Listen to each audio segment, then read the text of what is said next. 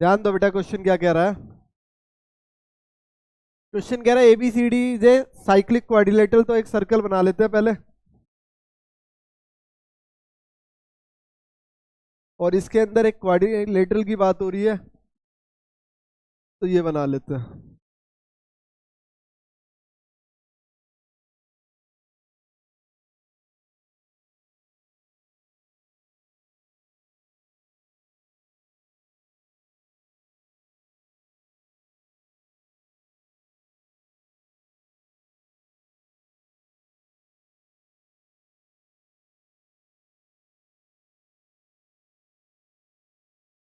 Question कह रहा है ABCD is a cyclic quadrilateral whose diagonal intersect at point E। तो ये A मान लिया, ये B मान लिया, ये C मान लिया, ये D मान लिया। इसके डायगोनल AC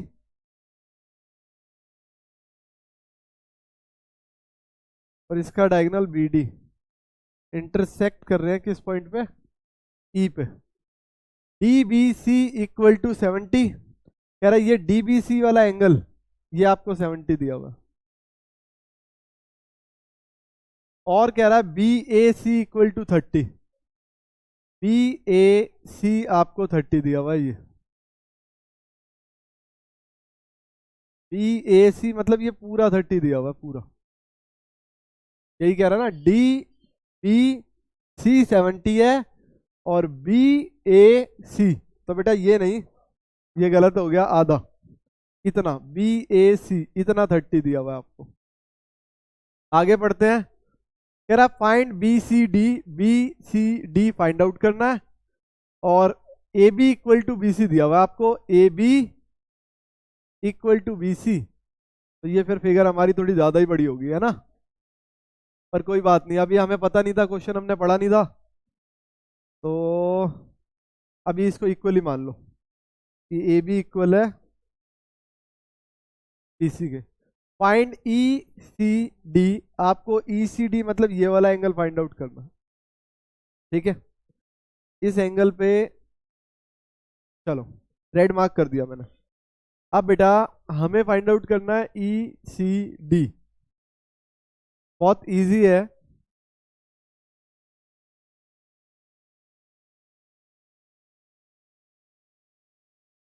ध्यान दो बेटा, सबसे पहले ये लिखो, एंगल DBC, ये हमें गिवन था AB equal to BC। AB equal to BC हमें गिवन है।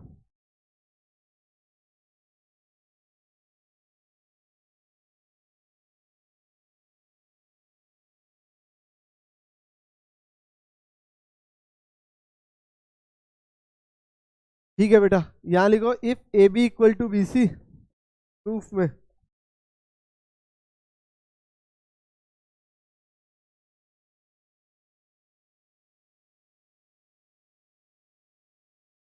अगर AB BC के इक्वल है, तो बेटा एंगल A और एंगल C ये वाला इक्वल हो जाएंगे।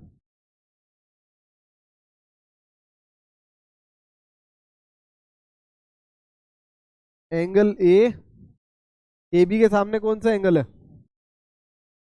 C angle. AB लाइन के सामने इस ट्रायंगल में बात करें तो पहले ट्रायंगल का नाम भी लिख लो, इन ट्रायंगल ABC,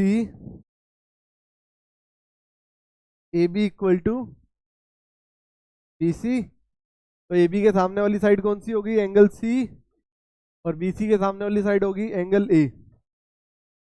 क्या रीजन लिखोगे? Opposite angle of equal side. तो बेटा इस ट्रायंगल में ABC में अगर आप ध्यान दो, तो एंगल A आपको दिया हुआ है, कितना दिया हुआ है? 30। ABC में A दिया हुआ है 30, तो C भी हो गया। तो बेटा अगर ये 30 हो गया C, अगर ये C30 हो गया, तो अब आ जाओ in triangle BEC, angle B plus angle E plus angle C कितना होगा? Reason angle sum property.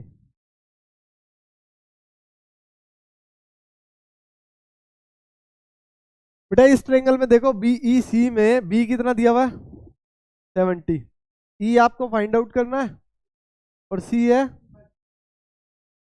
तो फिर बेटा इन दोनों का सम 70 + 30 आ गया 100, और 100 उधर जाके माइनस हुआ तो एंगल ई की वैल्यू कितनी आ गई। और अगर एंगल ई 80 आ गया, ये वाला एंगल ई,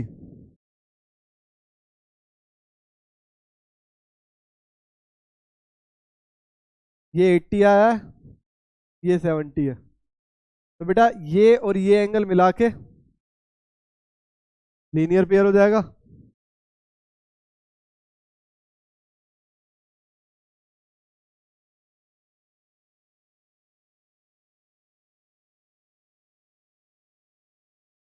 ठीक है बेटा, लिखो angle AEB plus angle BEC कितना हो जाएगा, रीजन करो अप्लाई। तो अगर AEB फाइंड आउट करना है और BEC 100 दिया हुआ है, तो AEB कितना आ गया बेटा 100, बेटा ये 80 है,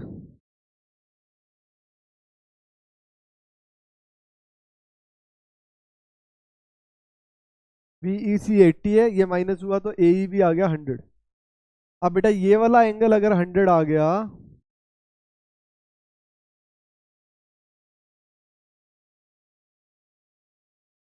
ये वाला एंगल, इसको मैं ब्लू कलर से लिख देता हूँ 100, ये 100 आ गया। तो अब बेटा इस ट्रायंगल में आ जाओ AEB में, यहां से B निकाल लो।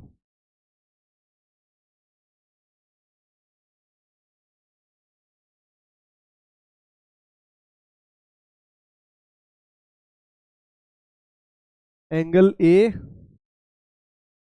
Plus angle E plus angle B, ये 180 है, और A है 30, E है 100 और B निकाल लो,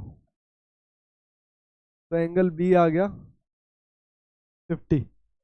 अब एंगल B अगर 50 है तो ध्यान दो ABD इक्वल है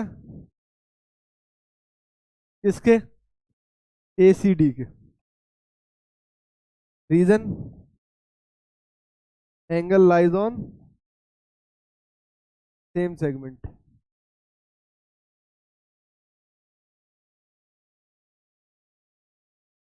तो ABD कितना आया, तो ACD भी हो गया 50, यही हमें फाइंड आउट करना था बेटा। बेटा ACD हो या ECD हो, बात तो एक ही है ना, ACD हो या ECD हो, तो ये आ गया 50, यही आपको फाइंड आउट करना था।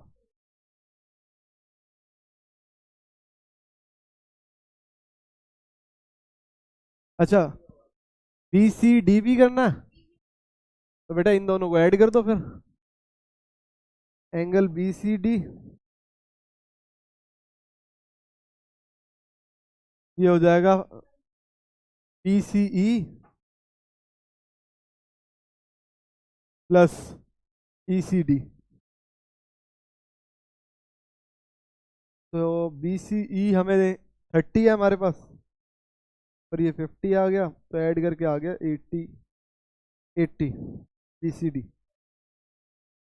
नोट करो बेटा।